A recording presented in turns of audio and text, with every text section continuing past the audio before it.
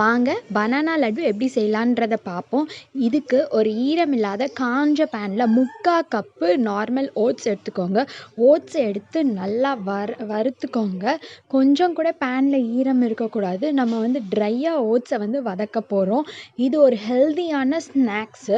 நம்ம பிள்ளைங்க என்ன மாதிரி ஜங்க் ஃபுட் சாப்பிட்றாங்க அப்படின்னா அதுக்கு பதிலாக இந்த மாதிரி செஞ்சு கொடுங்க. ரொம்ப ஹெல்தியாக இருக்கும், நல்லா டேஸ்ட்டாகவும் இருக்கும். ஓட்ஸில் ஃபைபர் ரொம்ப நிறையா இருக்குது. ஓட்ஸ் எப்படி நம்ம எந்த விதத்தில் சாப்பிடணும்னு தெரியாதவங்க இந்த மாதிரி சாப்பிட்லாம் செஞ்சு. எனக்கு 3 மினிட்ஸ் ஆச்சு இந்த ஓட்ஸ் வறுக்கிறதுக்கு. ஓட்ஸ் நல்லா வறுத்தாச்சு. இப்போ இது ஒரு தட்டில் போட்டு ஆற வச்சுடுங்க. 6 ப்ரெட்டை நல்லா ஒரு ட்ரையான மிக்ஸி ஜாரில் நல்லா நைஸாக அடித்து வச்சுக்கோங்க. எனக்கு 6 ப்ரெட்டுக்கு 1 கப் பிரெட் க்ரம்ஸ் வந்திருக்கு. அப்புறம் 3/4 கப் ஓட்ஸை நம்ம நல்லா ஆற வச்சுருக்கோம்ல வறுத்து, அதை நல்லா நைஸாக பொடிச்சு வச்சுக்கோங்க. அது எனக்கு 3/4 கப் ஓட்ஸ் பவுட்ரு வந்திருக்கு டோட்டலாக. இப்போ நம்ம லட்டு ஒரு 1 வீக் கெட்டு போகாமல் இருக்கணும். பிரெட் க்ரம்ஸில் எப்போவுமே கொஞ்சம் ஈரப்பதம் இருக்கும். ஸோ அதனால் ஒரு ட்ரையான பேனில் நம்ம இந்த பிரெட் க்ரம்ஸை நல்லா வறுக்க போகிறோம், அதோட ஈரத்தன்மை போகிறதுக்கு. இப்போ நம்ம 1 கப் பிரெட் தூளை நல்லா ஒரு ட்ரையான பேனில் வறுக்கிறோம். எப்போவுமே இந்த ஸ்டெப்பெல்லாம் பண்ணும் போது ரொம்ப அடுப்பை இருக்கிறதுலே லோ ஃப்ளேமில் வச்சு பண்ணுங்கள், ஏன்னா கருக விட்டுறாதீங்க. இது ஒரு ஈஸியான ஸ்நாக்ஸ், ஈஸியான லட்டு. நீங்கள் ப்ரெட்டுக்கு பதிலாக ஃபுல்லாகவே ஓட்ஸ் பவுட்ரு கூட யூஸ் பண்ணலாம்.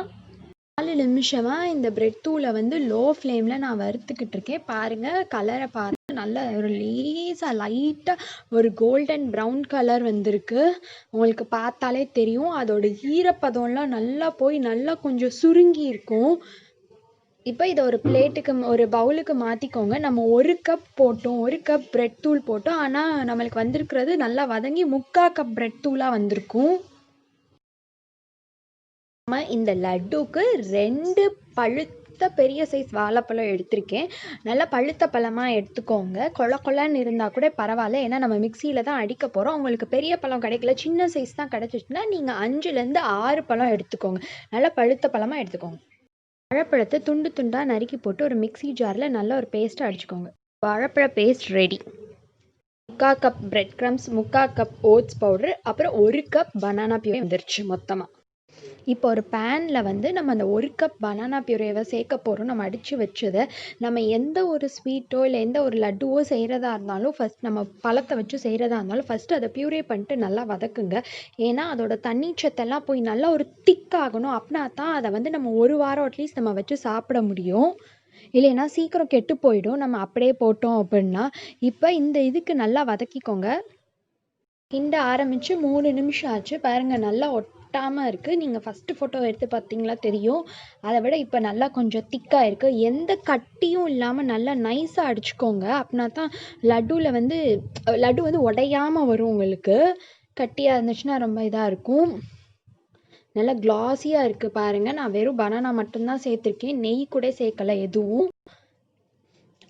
இப்போ இந்த லட்டுக்கு தேவையான சுகரை நம்ம சேர்ப்போம். ஜீனி, நான் இன்றைக்கி ஒயிட் சுகர் எடுத்திருக்கேன். நான் 1/2 கப் ஜீனி சேர்க்க போகிறேன். உங்கள் பனானாவோட இனிப்பை பார்த்து நீங்கள் சேருங்க. நீங்கள் ஒயிட் சுகர் இல்லை ப்ரௌன் சுகர் கூட இதுக்கு சேர்க்கலாம், நாட்டு சர்க்கரை கூட சேர்க்கலாம். நாட்டு சர்க்கரை நல்ல டேஸ்ட் கொடுக்கும். ஜீனி சேர்த்தோடனே கொஞ்சம் தண்ணி விடும், பார்த்துக்கோங்க.